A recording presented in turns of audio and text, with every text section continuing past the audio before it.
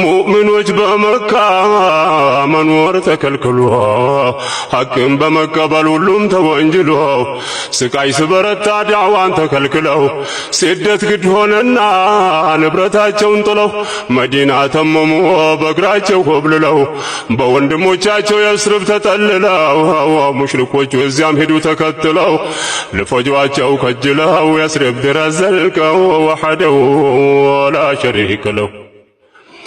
ሙስሊሞች በመካ ብዙ ተበደሉ እና ለያስር በግፍ ተገደሉ። ከቀያቸው መኖር የተከለከሉ መዲና ተመሙ እየኮበለሉ ቀድሞ ከቤታቸው የተፈነቀሉ ሙሽሪኮች መዲና ድረስ ተከተሉ።